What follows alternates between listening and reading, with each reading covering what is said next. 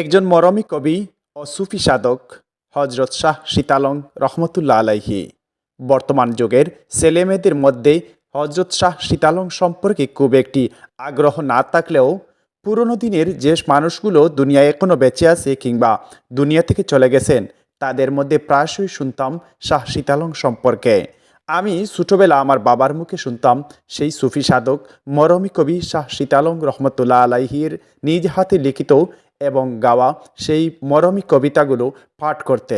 আর এর মধ্যে উল্লেখযোগ্য হচ্ছে অবাই সর্বনাশরে বাক্য বিড়ম্বন, প্রকাশিত মিথ্যা হইল লোকের আচরণ। এছাড়াও আরও অনেকগুলো মরমী কবিতা আমি আমার নিজের কানে শুনেছি। দর্শক বন্ধুরা, আজ আপনাদের সামনে আমাদের জকিগঞ্জে চিরনিদ্রায় সাহিত্য রয়েছেন সেই মরমী কবি সুফি সাধক শাহ সীতালং রহমতুল্লাহ আলাইহি। আজ আমরা যাচ্ছি ওনার মাজার জিয়ারত করতে এবং সেই সাথে আপনাদের সামনে কিছু না জানা তথ্য তুলে ধরার চেষ্টা করব। আশা করি আমাদের ভিডিওটি যদি আপনাদের ভালো লাগে তাহলে একটি লাইক কিংবা শেয়ার করে দিতে ভুলবেন না। সিলেট বাংলাদেশের আধ্যাত্মিক রাজধানী হজরত শাহজালাল শাহপরাণ সহ ৩৬০ আউলিয়ার পূর্ণভূমি এ সিলেট। স্বভাবতই এখানে যুগে যুগে কালে কালে জন্ম নিয়েছেন অনেক অলি আউলিয়া, আর তাদের রচিত সাহিত্য, কবিতা ও গানে রয়েছে আধ্যাত্মবাদ তথা সুফিবাদের নিদর্শন। সিলেট বিভাগে সুফি ভাবধারার কাব্য রচনায় উল্লেখযোগ্য ব্যক্তিত্বের সংখ্যা অনেক। তাদের মধ্যে রয়েছেন গুলাম হোসেন, সৈয়দ মুসা, সৈয়দ সুলতান, সৈয়দ শাহনুর, শাহ আব্দুল ওয়াহাব, সীতালং শাহ, শেখ বানু, হাফিজ হাতিম, শাহ আরকুম প্রমুখ। এদের মধ্যে সীতালং শাহ অন্যতম প্রসিদ্ধ এবং তার রচিত কবিতা বা গানসমূহ অত্যন্ত জনপ্রিয়। তার সুফি ধারার এ গানসমূহ সীতালঙ্গী রাগ নামে পরিচিত। ১২০৭ বাংলা সনে ১৮০৬ খ্রিস্টাব্দ সনে সুফি সাধক সীতালং শাহর জন্ম। তিনি ব্রিটিশ ভারতের সিলেট জেলার করিমগঞ্জ মহকুমার বদরপুর থানার বর্তমান ভারতের অংশ চাপঘাট পরগনায় শ্রী গৌরী মৌজার শিলচর কিত্তায় জন্মগ্রহণ করেন। তার পিতা শাহজাহান বহশ, মাতা সুরতজান বিবি, সৈয়দ মোস্তফা কামাল। বাংলার মুসলমানদের ধর্মীয় সামাজিক রঙ্গমঞ্চের অন্তরালে বিবিধ প্রসঙ্গ পৃষ্ঠা ১০৩ থেকে এ তথ্য পাওয়া। তার প্রকৃত নাম মোহাম্মদ সলিম সীতালং, তার বিনয়সূচক নাম যার অর্থ পায়ের গুড়ালির গিরা। ফজলুর রহমান সিলেটের মরমী সঙ্গীত পৃষ্ঠা ৩৭ থেকে সংগৃহীত। জনশ্রুতি আছে যে সীতালং শাহর বাবা জাহান বকশ ছিলেন ঢাকার নবাব বংশের লোক। ব্যবসা উপলক্ষে তিনি সিলেটে এসেছিলেন। নৌকাডুবিতে তার ব্যবসায়ের মালামাল পানিতে তলিয়ে যায়।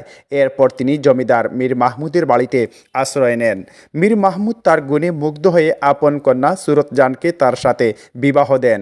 তিনি মেয়ে জামাইকে তারিণীপুর গ্রামে বেশ কিছু ভূ সম্পত্তি ও খরিদ করে দেন। জাহান বকশ তারিণীপুরের বসতি স্থাপন করেন। তার কনিষ্ঠ পুত্রের অধস্তন বংশধরগণ এখনও তারিণীপুরে বসবাস করছেন। এ তথ্যসূত্র সৈয়দ মোস্তফা কামাল প্রাগণ্ড পৃষ্ঠা ১০৩ থেকে সংগৃহীত। সীতালং শাহ তারিণীপুর মক্তবে প্রাথমিক শিক্ষা শুরু করেন।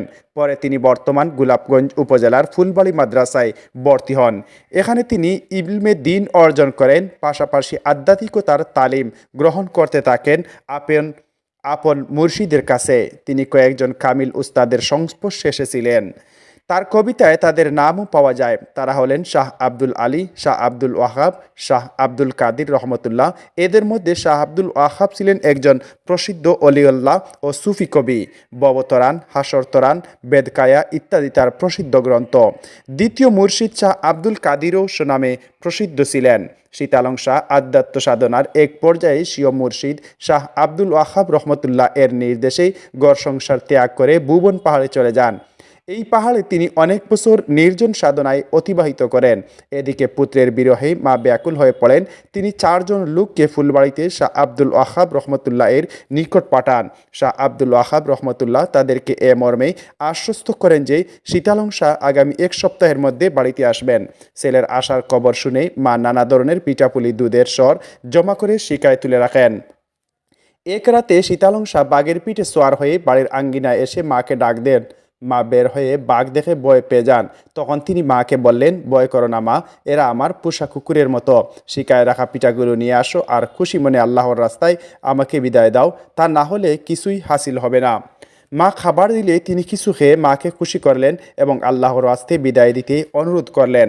তার মা আল্লাহর হাওলা বলার সাথে সাথে বাঘ তাকে নিয়ে জঙ্গলে চলে গেল। এরপর দীর্ঘদিন কেউ তার কোনো খোঁজখবর পায়নি।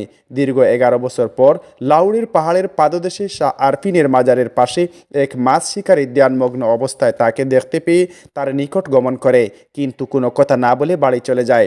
পরদিন এক গটি গরম দুধ নিয়ে আবার সে স্থানে আসে, কিন্তু তিনি চোখ না খুলায় লোকটি কথা বলতে সাহস পায়নি। ফলে সে দূরে বসে অপেক্ষা করতে থাকে। এক সময় ধ্যান ভেঙে অজু করে তিনি নামাজ আদায় করতে লাগলেন। লোকটি এ সময় তার কাছে এসে দাঁড়ালো। নামাজ শেষে তিনি তাকে চলে যেতে বললেন। লোকটি তাকে দুধটুকু পান করার অনুরোধ করল। তিনি তাকে সন্তুষ্ট করার জন্য দুধ পান করলেন। পরদিন লোকটি নির্দিষ্ট সময়ে আবার দুধ নিয়ে হাজির হলো। এদিন তিনি তার সাথে কথা বললেন। কথা প্রসঙ্গে লোকটি নাম জানতে চাইলে তিনি বললেন শীতালং। বাড়ি কোথায়? জবাব দিলেন কাছাড়। এ সংবাদ লোকমুখে প্রচার হলে আস্তে আস্তে লোকজনের আনাগোনা শুরু হয়। একদিন সবার অগজুরে সে স্থান ত্যাগ করে তিনি বাড়ির উদ্দেশ্যেই রওনা হন। দর্শক বন্ধুরা, এ নিয়ে যদি আমি আজ আপনাদের সামনে কথা বলি তাহলে দীর্ঘ সময় পার হয়ে যাবে, কথা বলা শেষ হবে না। কিন্তু আজ সংক্ষিপ্ত পরিসরে আপনাদের সামনে তুলে ধরলাম এবং সেই মরমী কবি সুফি সাধক যার কথা আমার বাবার মুখে শুনতাম, আজকে সেই সুফি সাধকের কবর জিয়ারত করলাম এবং আল্লাহর কাছে প্রার্থনা করলাম আল্লাহ যেন সেই সুফি সাধককে জান্নাতুল ফেরদৌসের উচ্চ মাকাম দান করেন, সেই প্রার্থনা করি। আমিন।